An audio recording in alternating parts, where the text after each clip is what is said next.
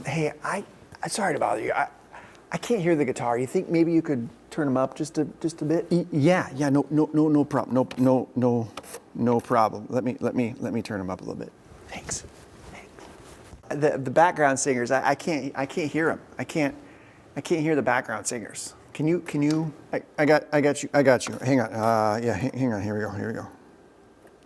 Hey man, is the keyboard player? Is he on? Because I don't hear him at all. Yeah, we just need to go. Yeah. Hey, listen, I'm getting a lot of complaints about it being way too loud in here. Can you just take the whole thing and just bring it all down? Just bring it down. Just bring it. We got to go. Whoa. We got to go way down. Way down. Well, okay. Yeah, I can bring him down a little. Hey man, what's going on here? The mix just sounds real kind of quiet, kind of squished, like it's just, there's no livelihood to it. What's going on here? Can we just turn this up? Thanks. Does this sound familiar to you? Do you get comments like this at your church? Now, there's a lot of things we could talk about to help improve the overall mix, but I want to talk about one specific technique that I think is probably one of the most important things you can do, and it's called mixing downward. All right, so what is mixing downward? Well, essentially, we like to turn things up. That's just the way we are. We can't hear the guitar. We can't hear the keys. We can't hear the worship leader. We can't hear the background singers. We start turning these things up. And before you know it, things are out of hand. But instead, what we want to do is we want to take a minute. We want to pause. We want to go, okay, I realize that I can't hear the piano very well. But before I turn it up, is there anything that's too loud? And turn that down. So my brain works better if we can just focus on one thing. So we're going to strip away the PA, we're going to strip away the band, we're going to strip away everything, and we're going to run a little experiment with some pre-recorded tracks.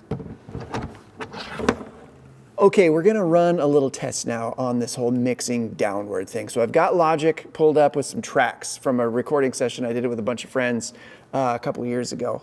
And then I've just got this little MIDI fader piece of hardware here.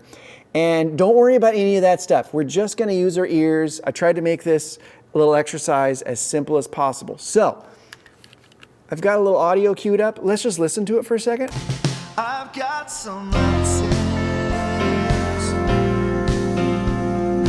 They say you can reach out. Okay, what do you notice right away? It's kind of hard to hear some stuff, right? Thing is what I notice right away is the keys are right there. Like they're really in your face. So naturally we want to bring those down, and we will. But I want to listen one more time, and I want you to listen for the things that you should be able to hear, but you can't hear because the keys might be a little too loud. Here we go. I've got some answers.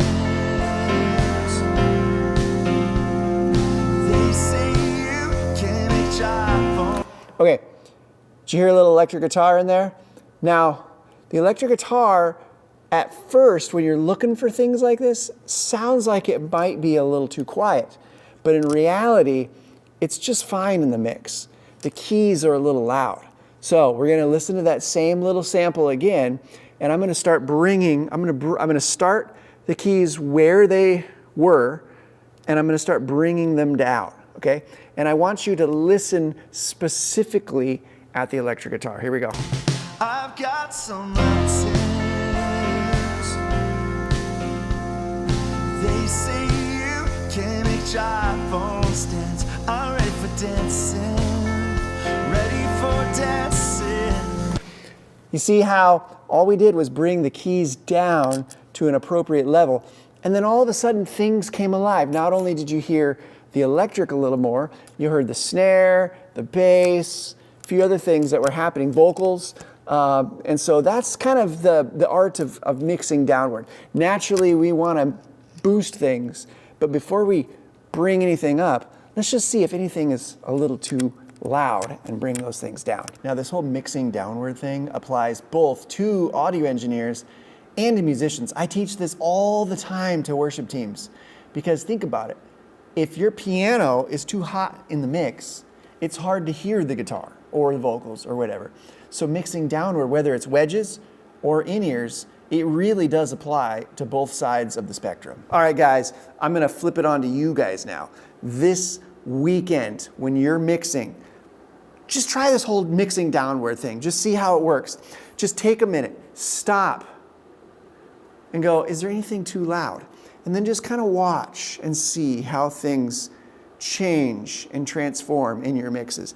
And if that worked, leave a comment, or leave a comment anyway. And while you're at it, you might as well like and subscribe. That would be awesome. I'll see you in the next video.